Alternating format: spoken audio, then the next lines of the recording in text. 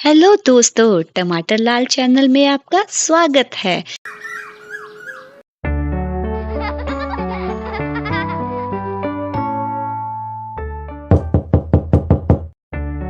May I come in sir? Please come Neha. Sir, मुझे आपने बुलाया? सब ठीक तो है ना? मैं क्लास ले रही थी और बीच में अचानक से। नेहा, तुम बहुत ही होनहार शिक्षक हो और मुझे तुम पे नाज है।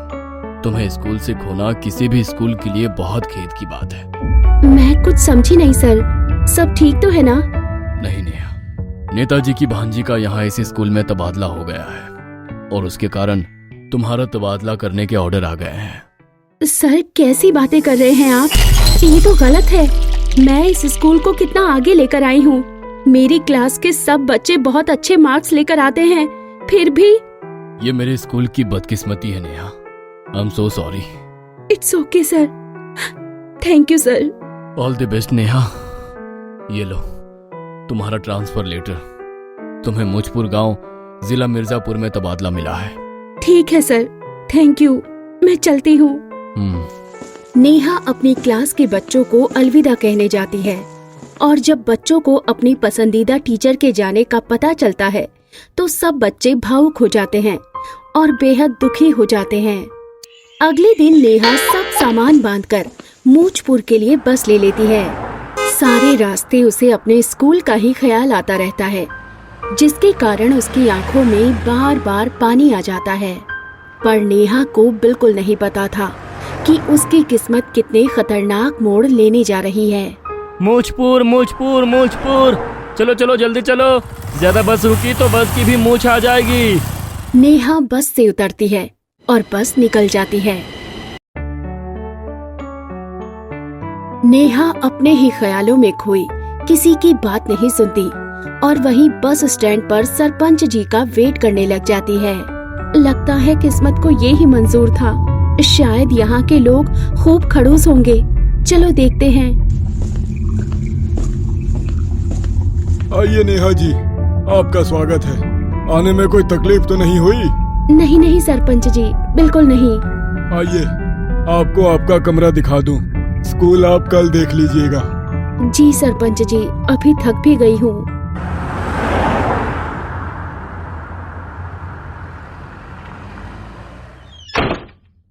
अगले दिन सुबह होती है और नेहा सुबह की सैर करने निकलती है। गांव का स्वच्छ वातावरण उसे अच्छा लगने लगता है और वो पक्षियों की चहचहाने की आवाज, नदी के पानी की आवाज में जैसे सुकून पाती हुई खो जाती है। अचानक कुछ औरतें लंबे लंबे घूंघट ओढ़े नदी पर पानी भरने आती हैं। उनके साथ उनके बच्चे होते हैं। पर ये क्या, इतने छोटे छोटे बच्चों ने मूछें क्यों लगा रखी हैं? नेहा को जैसे काफी अरसे बाद हंसी आ जाती है। लगता है यहाँ के स्कूल में काफी थिएटर होता है और बच्चे भी खूब किरदार निभाते हैं। अचानक एक महिला का घूंघट गिर जाता है और उसका चेहरा दिखने लग जाता है।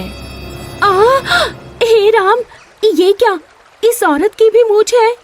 नेहा को चिल्लाते सुन बाकी औरतें भी घूंघट हटा लेती हैं।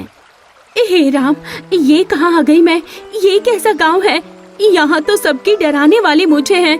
मुझे तो बहुत डर लग रहा है। मैं अभी वापस जाती हूँ। नेहा को भागकर घर जाते सरपंच देख लेता है। उसे अनुमान हो जाता है कि टीचर जी गांव के रहस्य से डर गई हैं। टीचर जी को सच बताना होगा, वरना मेरे गांव का भविष्य खराब हो सकता है।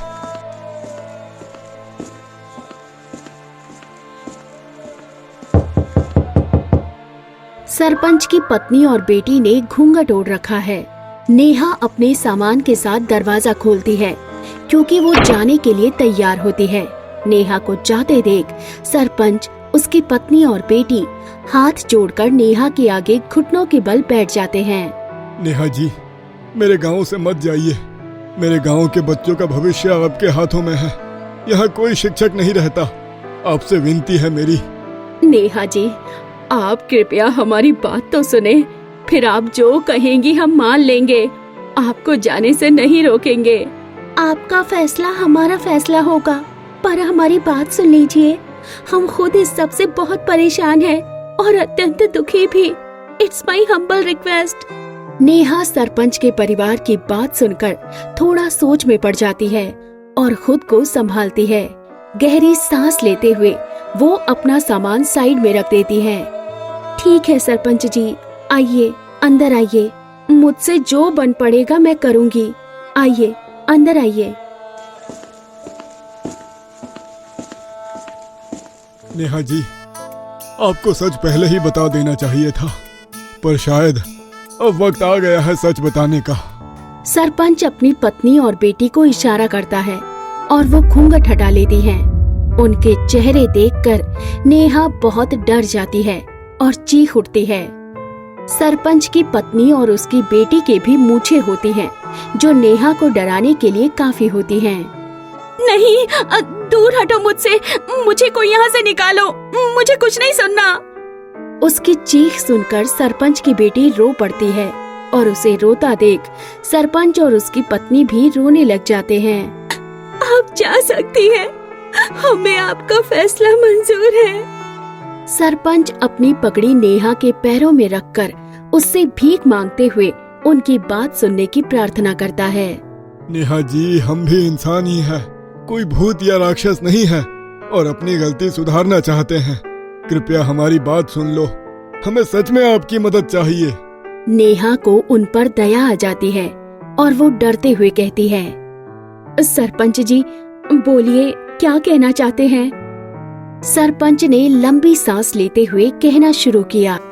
ये कहानी बहुत पुरानी है। इस गांव पर एक श्राप है। पहले ऐसा नहीं था, सब कुछ सामान्य था।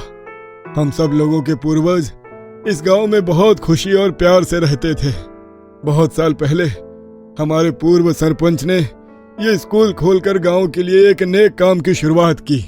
गांव वालों, आज से हमारे गांव की मूंछ हमेशा के लिए ऊपर हो गई है, क्योंकि गांव में आप सबके सहयोग से स्कूल का शुभारंभ हुआ है। आप सब अपने बच्चों को स्कूल भेजो और गांव की तरक्की में योगदान दो। हमें अपने गांव को आदर्श गांव का दर्जा दिलाना है और ये सब आपके सहयोग के बिना संभव नहीं। शिक्षा हर बच्चे का अधिकार होना चाहिए।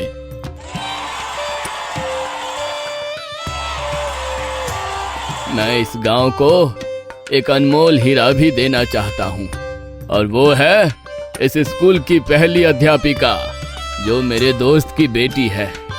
ये है सुमन, जो विदेश में पढ़ के आई है और हमारे स्कूल में पढ़ाने को तैयार हुई है।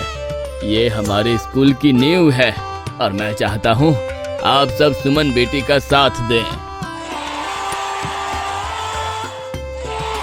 स्कूल खुलते ही गांव के सब बच्चे स्कूल जाने लगते हैं। सरपंच जी और पूरा गांव बहुत खुश होता है और सुमन का धन्यवाद करते हैं। सब और मिठाई बांटी जाती हैं। ये खुशियाँ, ये मिठाई के पल कुछ साल चलते हैं और फिर वो हो जाता है जिसके बारे में किसी ने सपने में भी नहीं सोचा होता। दिन बीतते गए, साल बीतते गए और गांव वालों का मानो बुरा वक्त ही आ गया हो। सफलता और तरक्की हर किसी से आसानी से संभाली नहीं जाती और वो उस सफलता के नशे में पागल हो जाता है और अपनी जड़ें काटने पर आमादा हो जाता है। और फिर एक दिन आगे क्या हुआ जानने के लिए सब्सक्राइब करें टमाटर लाल।